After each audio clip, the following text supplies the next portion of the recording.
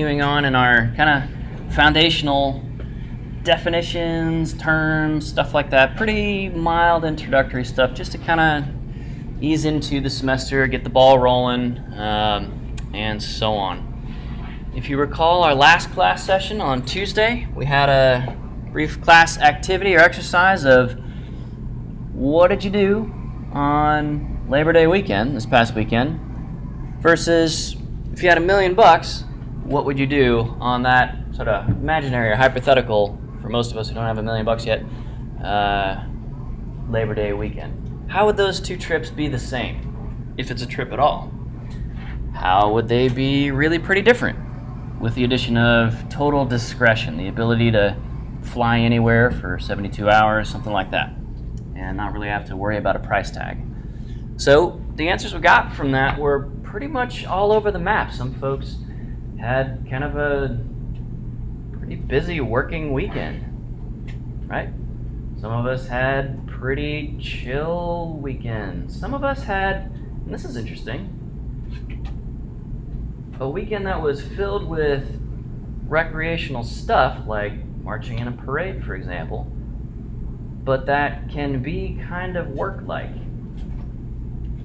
So we haven't had a chance to talk about this yet, but this is getting into an idea called serious leisure. So it is the United States in 2023, and we have influencers who create content, I guess, around the areas of kind of forest and outdoor recreation. Any of you guys and gals on like Instagram or something like that, and you see anybody who makes videos and presumably money off of like product endorsements for videos that have anything to do with like hunting or forestry, timber sports, or whatever else in kind of the outdoor realm. Is that something that's familiar to you? Okay. Do we even have like entire cable channels dedicated to forest and outdoor recreation stuff, like hunting channels, old washed up rock stars like Ted Nugent making their own shows like hunting things, and so on and so forth? Yeah, so there's this idea of, okay, yeah, maybe leisure, maybe outdoor forest recreation stuff. It's as simple and as lightweight as I took my dog for a walk this weekend and it was pretty okay.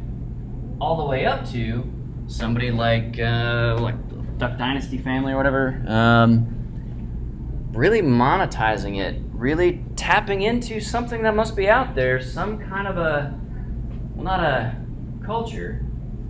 Western society is our culture, but a subculture inside of that. As it turns out, sometimes some people start to go pretty hard at this stuff and even kind of start making big decisions, committing some big money and choices into forest and outdoor recreation stuff and going way harder than I took my puppy for a walk on Labor Day weekend kind of thing. So that it's, for some people, even a lifestyle. For some people, it is their livelihood, right? If you're an influencer, I guess you can make a ton of money that way. For some people, it's even beyond livelihood. It is part of their identity. It is part of how they identify, who am I? Partially through what they do. Okay? So, that's, if you kind of think about it, it's kind of a new thing in human history. We've never really had subcultures around forest and outdoor recreation.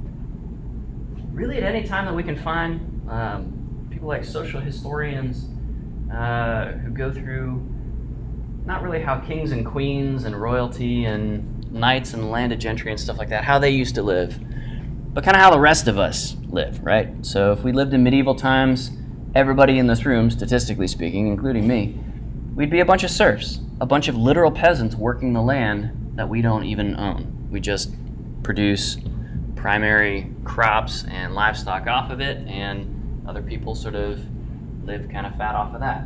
So this is a new thing. This is somewhat uncharted territory. And I'm only bringing this up because it's new, it's interesting. If you're a forester, Well, foresters 30, 40 years ago, we didn't have to worry about influencers. And we'll talk about some ecological impacts that influencers specifically cause in the desert Southwest a little bit later on. And so on and so forth. So this is a new thing. And forestry is, while at the same time as being kind of a slow-moving target for certain aspects of forestry, like stand management. You plant it, you cull it, you do release cuts, thinning cuts, stuff like that. But you're working on a 25 to 50 to 75 year timeline, maybe, depending on the tree species. Maybe less if it's like a real quick growing softwood like pine, for telephone poles, stuff like that. But this influencer stuff, it comes at you pretty fast when you're used to a 25-year management plan timeline. So, for example, there's this place in Arizona called Horseshoe Bend.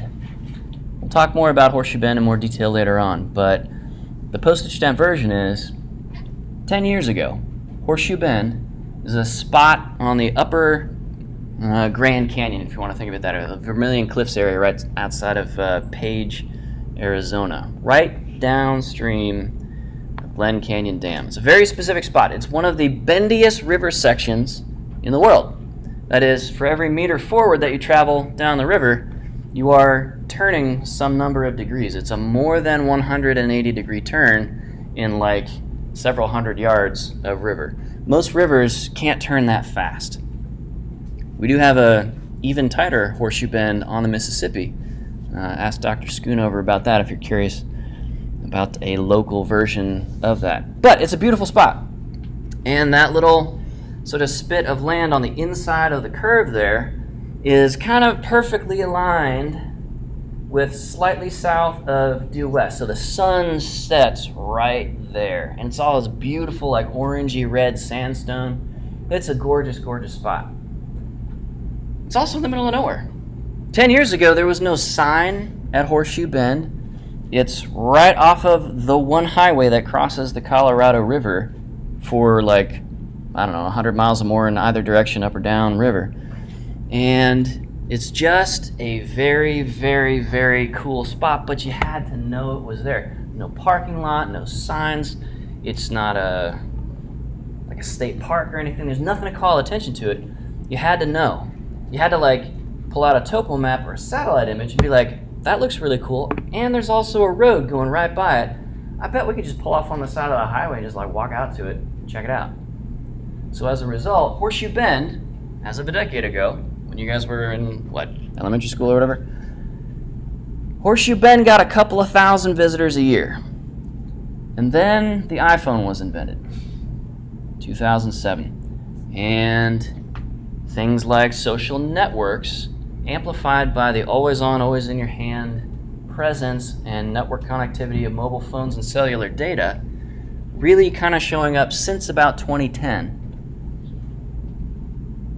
A few people post on Facebook about Horseshoe Bend. It's amazing photos, and it's like, yeah, this is actually super easy to access. And here's a geotagged photo, so you know where it is. Next time you're visiting the Grand Canyon, it's right on your way. And millions of people a year drive right by it without any sense of this thing that is right over the hillside on the other side of the river. Very, very cool spot. Now, Horseshoe Bend sees several million visitors a year. So imagine going from 1,000 to 1 million, 1,000 times growth in the visitation. To put that in context, if we had that same level of growth in this class, and I started teaching it a little bit over 10 years ago, let's say we have 15 people in the class.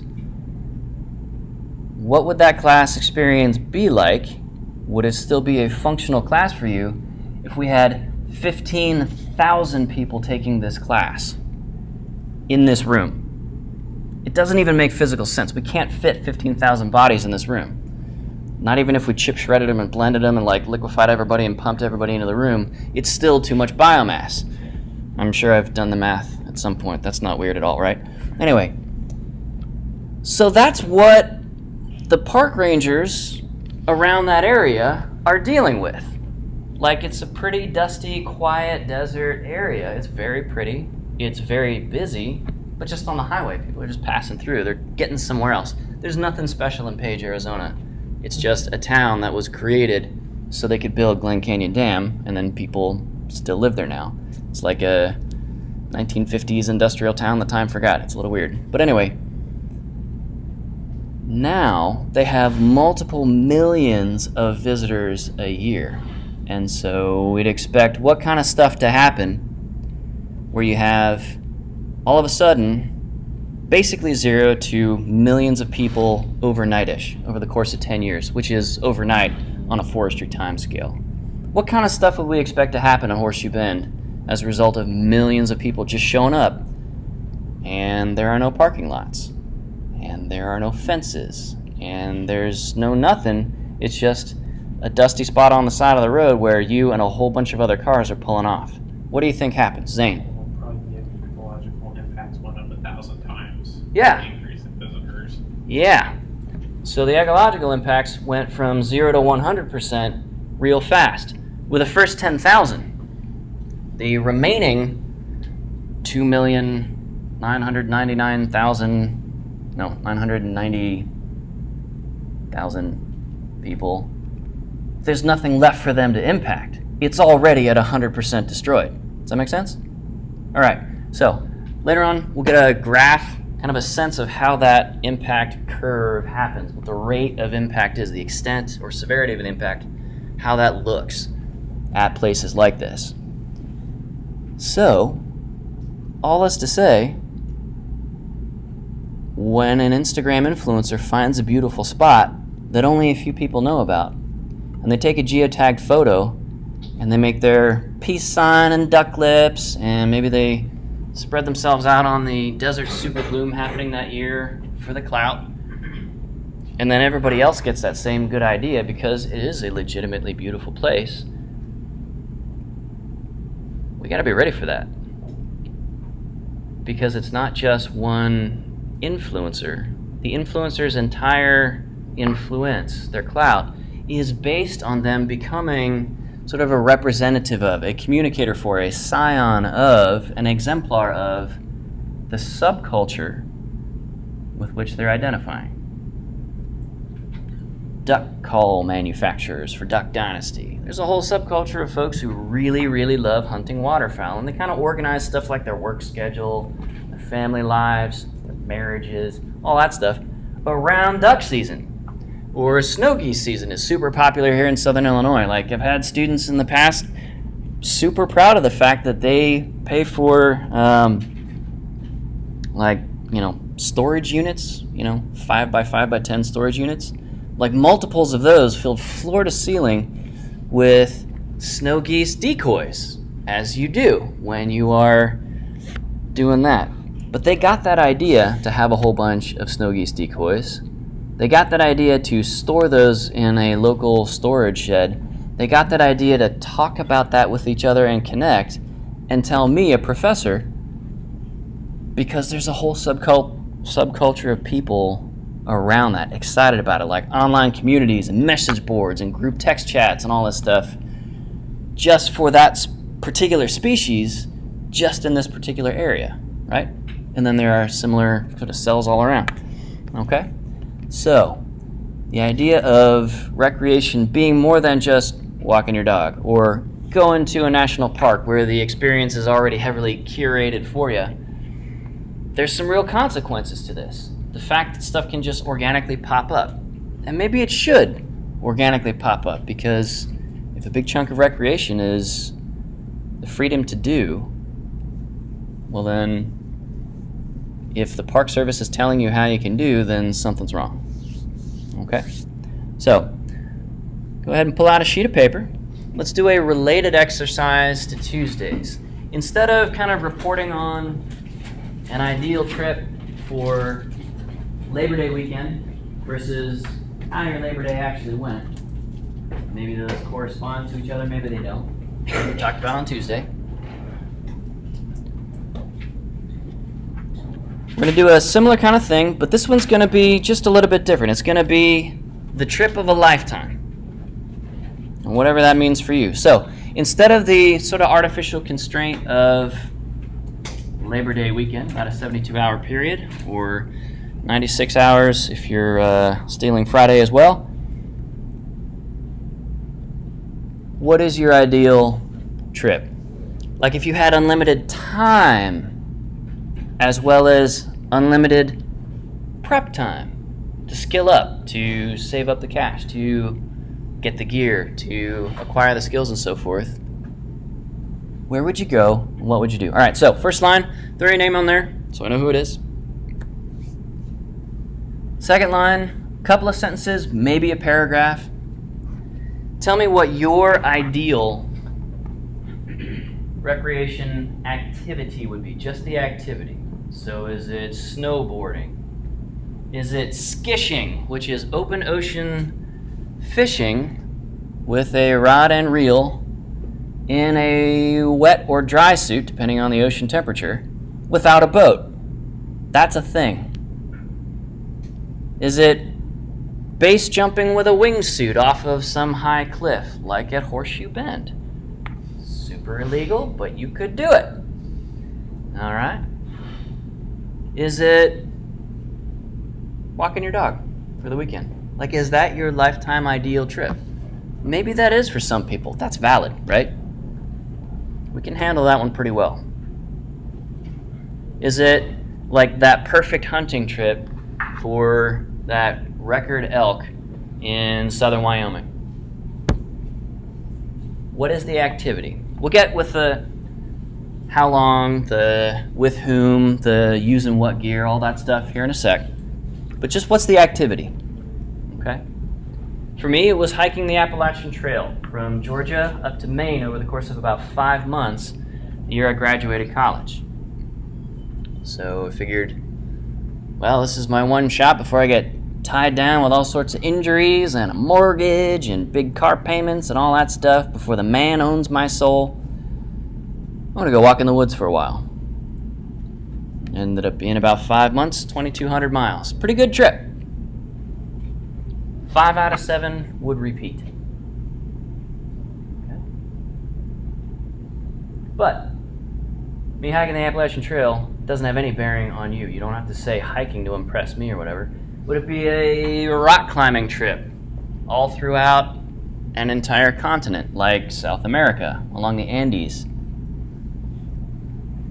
Would it be a wildlife viewing trip? Maybe an extended safari through Kruger in Africa, something like that. Would it be an open ocean, round the globe cruise? What would your ideal, like the pinnacle, the cherry on top, if you could do anything for any period of time? And if you were pretty well guaranteed to carry it off successfully. Big game hunt. Fly fishing trip throughout central Canada.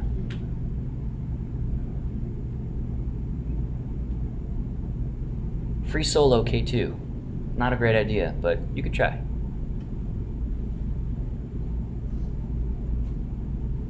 Free soloing is a form of rock climbing, for those of you not familiar with it.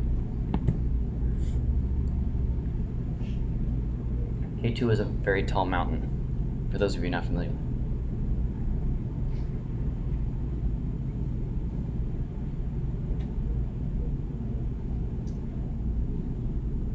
Would it be a first descent of some wild Andean river in South America? There are still rivers that nobody has survived going from tip to tail down in a kayak, for example.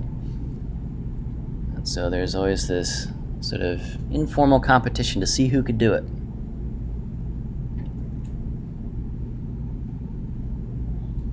Is your ideal trip a tour through all 60 plus United States national parks? String them all together. Whatever that activity might be. Okay? So take a second to detail out the activity. To the extent that you're familiar with this activity that you're kind of daydreaming about for the moment. Include any kind of specialization within it. So walking is not the same thing as hiking, is not the same thing as backpacking, is not quite the same thing as trail running, but they're all moving forward with your legs, right? So specialize, be more specific if you're more familiar with this activity that you're writing about. Again, you don't have to write me an essay, just a paragraph, a couple of sentences describing the activity picturing right now in your head.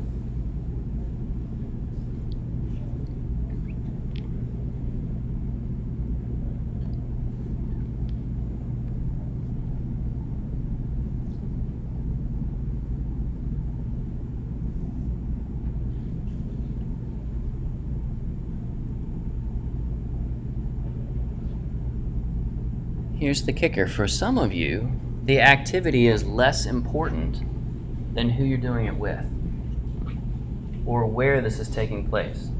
For some of you, it's going to be some faraway exotic land. For some of you, like the best and highest use of, let's say, a year of your time, or maybe a multiple month-long trip, like a big deal kind of trip.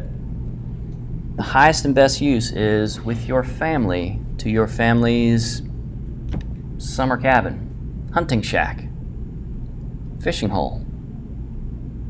It's not really about the activity at all. So, secondarily, below the activity lines or paragraph, start a new section and let me know the where and with whom. Might be a solo thing. That's cool. Maybe be alone with your thoughts and the woodland birds. And maybe not alone while in solitude. For some of you, forest and outdoor recreation is a spiritual exercise more than it is a physical one. The ancient wisdom literature, like the Old Testament of the Christian Bible, for example, talks a lot about the wilderness, and not always in glowing terms. So for some of us, this experience may be much more rooted in spiritual value or practice than pulling triggers on guns to go hunting. That's fine. So let me know with whom and where you would do this. So the activity might be that first descent down some wild whitewater river. The where might be the Andean mountain chains of South America, which has some pretty gnarly rivers. The with whom might be other professional level kayakers, because it's very hard to do this kind of thing solo. You need people scouting routes ahead for you and safe lines and stuff like that. And of course, you got to have somebody with a sick edit and the drone camera to get the shot so you can post it on social media.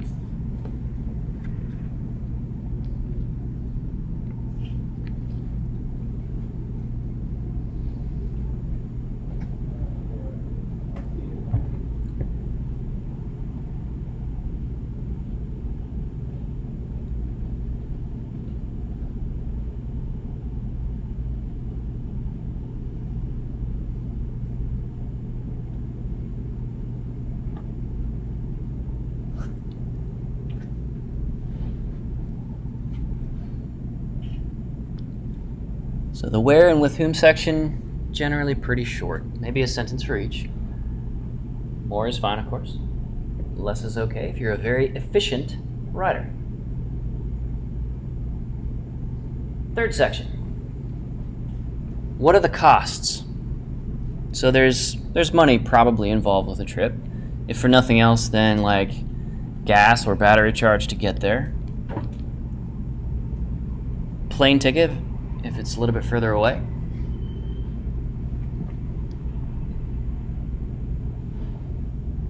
The kayak and the paddle, probably a life jacket and a helmet, and that sort of neoprene skirt thing that keeps you watertight in the kayak.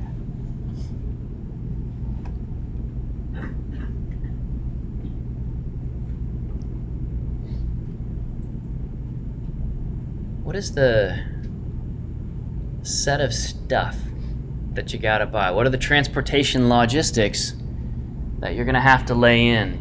And that the foresters, park rangers, habitat managers at your intended site, what are they going to need to know that you have?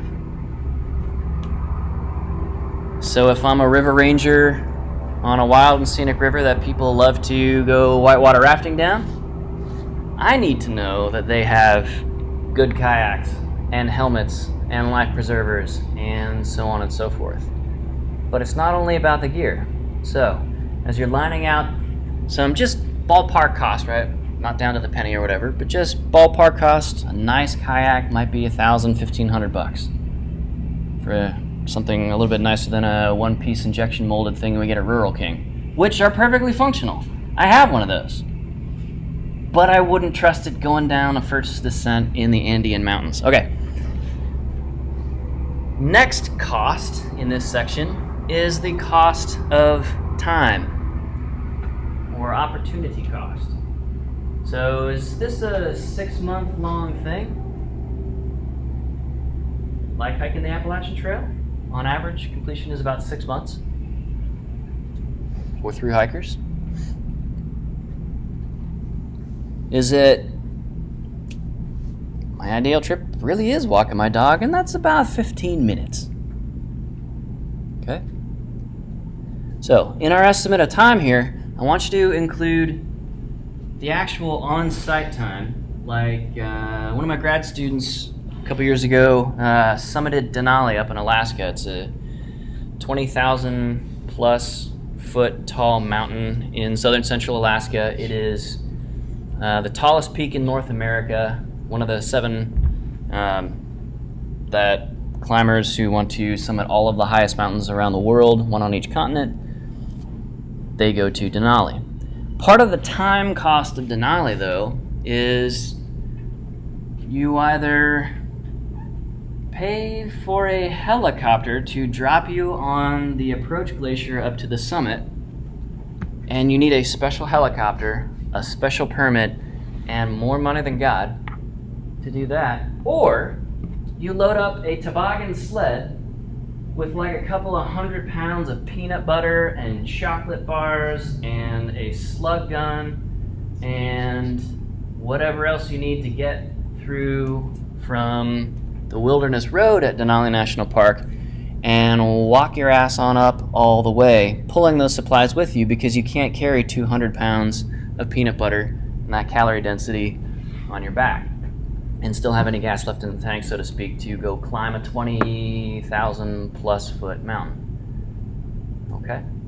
So that approach takes a couple of weeks. The actual climb, a couple of days, if all goes well. But the weather in southern central Alaska at 21,000 feet is pretty gnarly.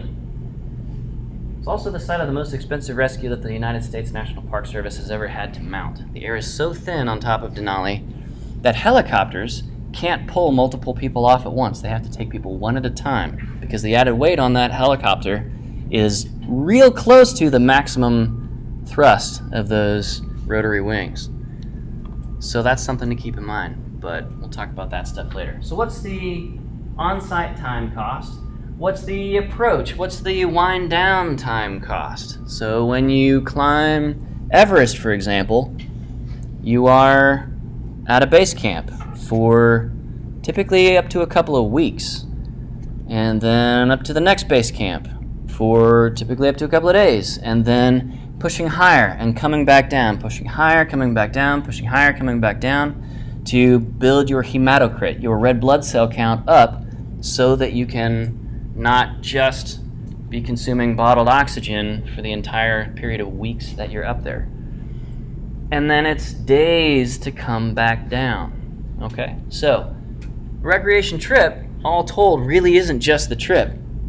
It's the years of anticipation and planning and preparation and saving up the money and buying that loot and practicing and so forth, and complaining about how sore you get to all your friends, because it's really cool to be like, oh yeah, man, yeah, I was just out there, just climbing some mountains. Oh man, I got so sunburned. Oh, life is so bad. And it's also everything on site and everything afterward. Okay, so what's the time cost? What is the third kind of cost for this particular activity, what's the social capital? And this one's a little bit less obvious than like money costs, so let's talk about this for a sec. What's the social capital cost of this trip?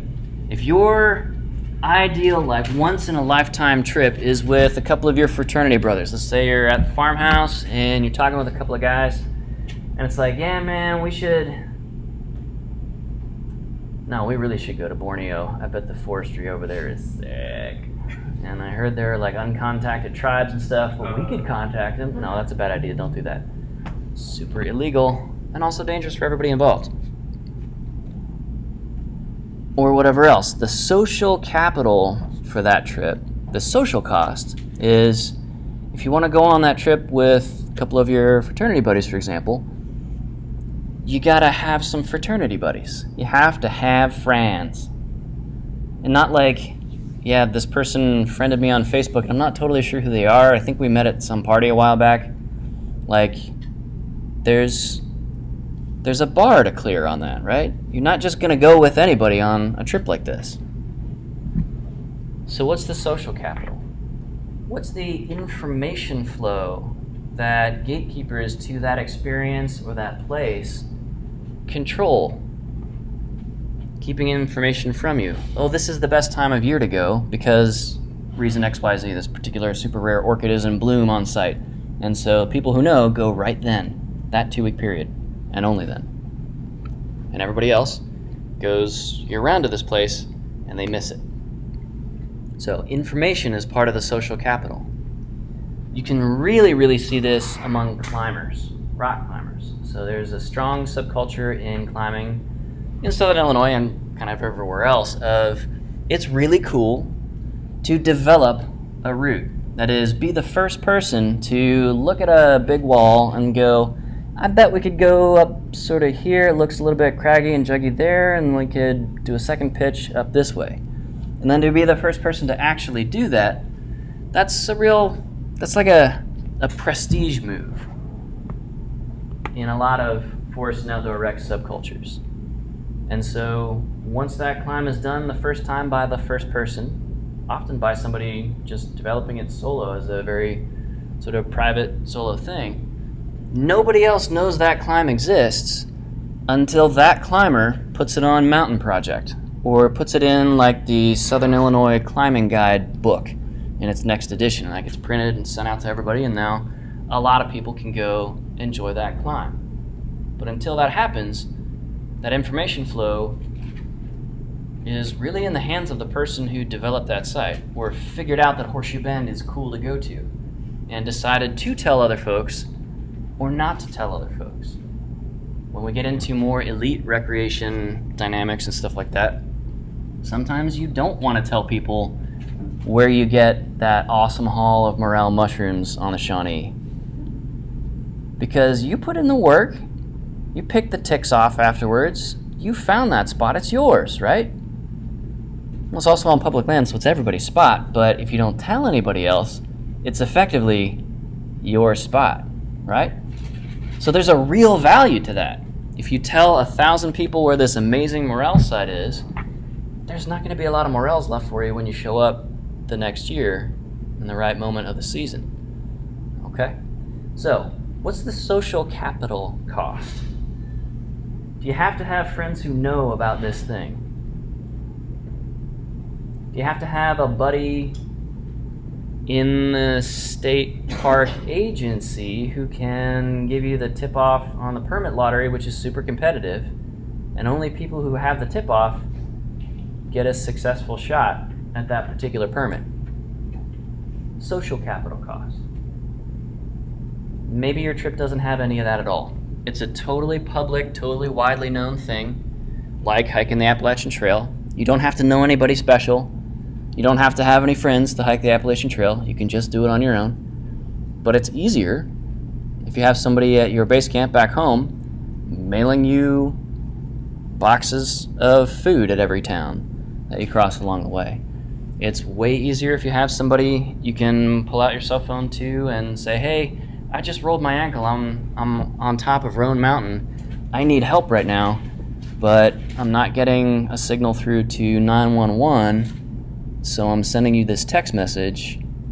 Can you get the cavalry mobilized for a medical exfiltration? Social capital. All right? Cool. Everybody got each of those? All right. Just out of curiosity, if you're willing to share, you don't have to. What's anybody's ideal, like, lifetime best trip activity? Just out of curiosity. So, like, for me, freaking, I want to bounce around from country to country and learn about different, like, herpetological species and whatnot, or reptiles. Okay. Especially, like, Australia, because got bearded dragon. It's kind of my thing. That's right. Go see his homeland and all that stuff. Just bounce around. Okay. So just like travel, check out some wildlife species. Wildlife viewing is one of the top 3 reasons that people go outside of their houses and touch grass. Very cool. All right. Anybody else?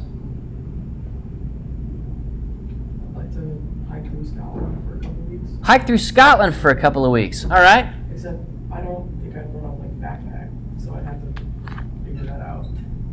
Okay. I don't know. So you could go for a walk through Scotland Yeah.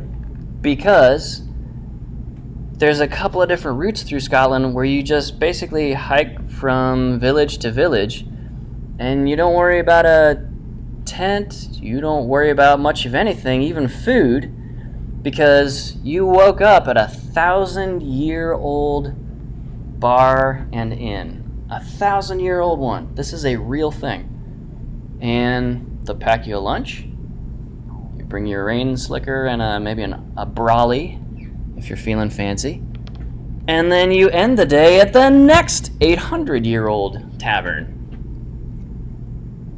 This is called credit card camping or credit card touring. And you know what? It's a blast. I am down to clown on credit card touring. It's so easy. It's nice. You can focus on enjoying stuff instead of sweating it out, carrying 50 pounds worth of gear. Okay? Cool. Valid. Anybody else? Activity. I'd like to go on an elk or mule deer hunt in like Colorado or Minnesota. Outstanding. Elk or mule deer hunt in Colorado, maybe Minnesota. Very cool. Okay. So you're going to need some particular gear. You're going to need some particular skills. Elk's flight radius, they'll start moving away from somebody, perceived predator upwind, up to about a mile away, 1,600 yards. So some specialized skills and spatial awareness. Okay. You're also going to need to play that permit game. Or throw money at the problem and make it go away. Go to a private hunting club out there for thousands and thousands and thousands of dollars and get a trophy elk that's been farmed up for you. Some people are down with that. Other people not down with that. They want to find that wild trophy buck, okay? Or bull, excuse me. Anybody else? Just one last, yeah. I'd like to go through a couple of day hikes in like the Rocky Mountains or something. Day hikes in the Rockies. Outstanding. Or more appropriately, out walking. Okay, very cool. I spent a bunch of time doing research at Rocky Mountain National Park. It's an amazing place for hikes. It is like what Denver folks kind of take for granted is pretty amazing for us flatlanders like me. So, really pretty valid. And you don't have to get this crazy song and dance going with permits for stuff like that. You can just kind of go. So, that works out pretty well. All right. Location, we get kind of a sense of these through what you were saying already. How about cost?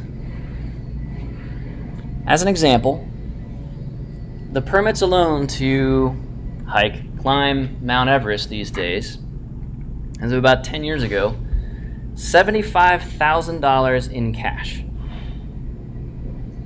And multiple tens of thousands of dollars of insurance for the trip, including anti-terrorism insurance, because there is some civil unrest in that area and there are people with guns, and in the past people with guns have taken hostages of the very rich people hanging out at some of the base camps because they have a ton of money. So let's get these yuppies with their like 18,000 foot elevation Starbucks, shake them down a little bit, and we can fund our insurrection or whatever. You know, that's a thing. But if you don't have that 75 grand just for the ticket onto the mountain, you're not doing it. Like, the government of Nepal has zero chill for people just like making it up as they go. It's a legitimately dangerous place. There are a bunch of bodies of climbers frozen in place and used as milestones now, or like way markers, because it's extremely dangerous to hike a dead body out. So they just kind of leave them there. Some have been there for decades. There are websites cataloging all this stuff and photos and stuff if you're morbid curiosity or true crime type stuff. Anyway, so the cost is a real thing. But does anybody have a trip envisioned that is honestly not that expensive? Like a trip out to Colorado, you just spend a bunch of gas or battery mileage and you're there and you can go hiking on some of the national forests or in the national park or whatever. Does anybody have a low cost but high time or social capital cost thing envisioned? The Appalachian Trail is one of these.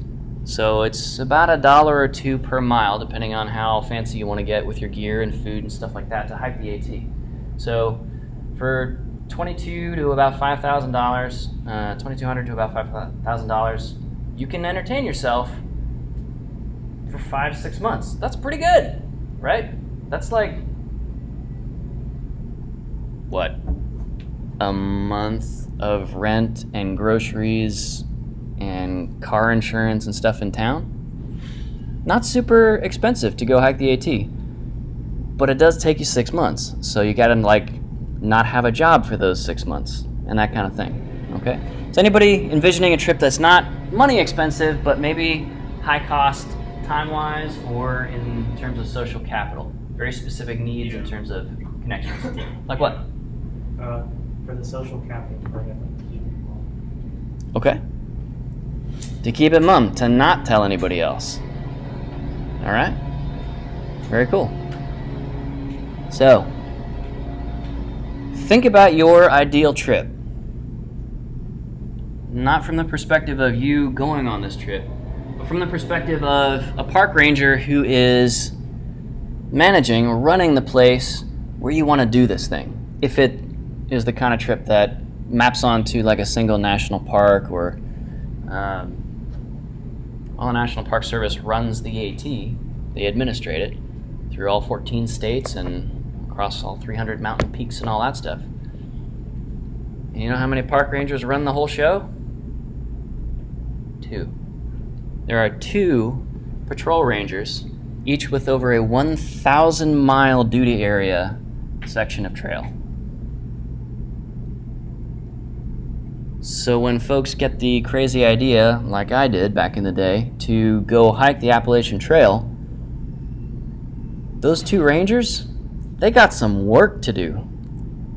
Like, it takes hundreds of people every year volunteering their time and service to just clear the trail out from vegetation that's growing over onto it, and to sawyer up trees that are buck up trees that are falling across the trail and blocking the way and stuff like that, making search and rescue more difficult, and so on and so forth.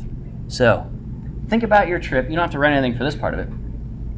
Think about your trip from the perspective of somebody whose job it is to make that trip possible, to manage those elk herd genetics for quality trophy specimens. There's a lot of work that goes into it, right? Okay. Just out of curiosity, does anybody have a trip that, you know, if your trip goes really well, just out of curiosity, the work of the forest ranger or the park ranger attached to that trip or associated with it, your job gets harder when you do your thing. Does that make sense? Like, there are some activities that are just kind of a pain in the ass from the perspective of the professional, but that are sick from the perspective of the person doing it. That's why they're interested in doing it. Anybody have a trip like that in mind? This is a much less common yes, but it does happen.